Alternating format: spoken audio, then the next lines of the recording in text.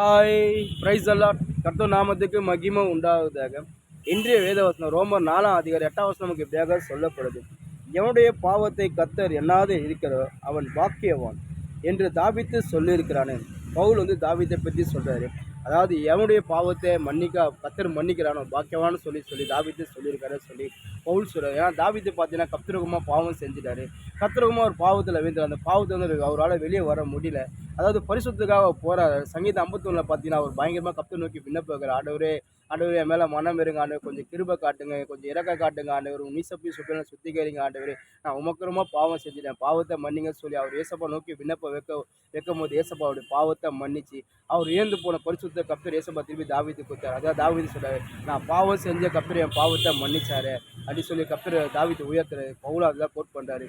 இன்னைக்கு நம்மளோட வாழ்க்கையில பார்த்து நம்ம ஆண்டுடைய பிள்ளையா இருக்கிறோம், நம்ம ஒரு விசுவாசியா இருக்கு. அது மட்டும் இல்லாமல் நம்ம ஆண்டுக்காக ஊழியம் செய்கிற ஒரு ஊழியக்காரர் இருந்தாலும் சரி, நம்ம யாராக இருந்தாலும் சரி, நம்ம கர்த்தருக்கு போது நம்ம பரிசுத்தமாக இருக்கும். கர்த்தர் நிச்சயமாக நம்ம எல்லாவற்றையும் நம்ம கொடுக்க வல்லமுள்ள தேவனாக இருக்க. ஒன்று நமக்கு அதோ நம்ம திறமையான பாவம் செஞ்சாலும் சரி, நம்ம ஏதோ தெரிஞ்சு திறமை ஒரு பாவம் செஞ்சாலும் சரி, நம்ம ஏசப்பா நோக்கி ஆண்டவர் என் பாவத்தை மன்னிங்க சொல்ல நிச்சயமாக பாவத்தை மன்னிக்க வல்லமுள்ள தேவனாக இருக்காரு.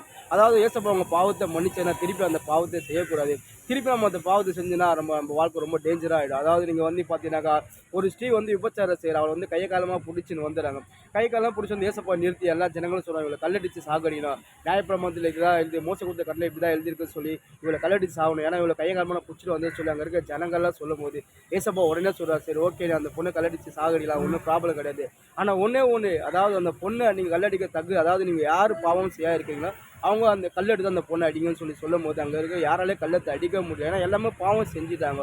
அதனால யாராலே அந்த பொண்ணை கல்லடிக்க எல்லாம் போயிட்டாங்க. ஆனால் அங்கே ஒரே ஒரு ஆளுக்கு மட்டும் தான் அந்த பொண்ணை அடிக்க தகுதி இருக்குது. ஒரே ஒரு ஏசப்பா மட்டும் தான் தகுதி இருக்குது. அவர் சுத்த கண்ண பரிசுத்த பாவமே செய்த அவர் சர்வ வல்லம் உள்ள தேவன். அவரும் அந்த பொண்ணை பார்த்து சொல்கிறார், நானும் உன் ஆக்கணிக்குள்ள தீர்ப்பதில்லை, இனி நீ பாவம் செய்ய சொல்ல லேடியை பார்த்து சொல்லும்போது அந்த லேடி அதுக்கப்புறம் பாவம் செஞ்சு இருக்க வாய்ப்பே கிடையாது. ஏன்னா ஏசப்பா ஒரு தினம் மன்னிக்கும் போது நிச்சயமாக அவங்க பணம் திருப்பாங்க. நீங்கள் அப்போ சொல்ல பவுல் பார்த்தீங்கன்னா முதல்ல அவர் கர்த்தருக்குமா ஒரு பாவம் செஞ்சிடும். அது மட்டும் இல்லாமல் கர்த்தருடைய சுவிசேஷ கர்த்தருடைய வார்த்தைக்கு ரொம்ப ஏம்பினார், கர்த்தருடைய பிள்ளைகளுக்கு ரொம்ப ஏம்பினார், கர்த்தருடைய சபைகளுக்கு ரொம்ப ஏம்பினார். அப்படியாப்பட்ட பவுலை கர்த்தர் அப்படியாப்பட்ட சவுலை கர்த்தர் படிச்சு ஒரு சரித்திர நாயகம் மாற்றி அவர் பவுலாக உருவாக்கி அதுக்கப்புறம் பார்த்தீங்கன்னா எந்த சுவிசேஷம் அவரால் அது தூசிக்கப்பட நினைச்சாரோ அந்த சுவிசேஷம் அவர் மூலியமாக புறஜாதிகள் பருவும்படி கர்த்தர் செஞ்சார். அது மட்டும் இல்லாமல் எந்த சபை அவர் மூலியமாக துன்பப்படுத்த நினைச்சதோ அந்த சபை அப்போஸ்தலர் பவுல் மூலம் காக்கப்படுது.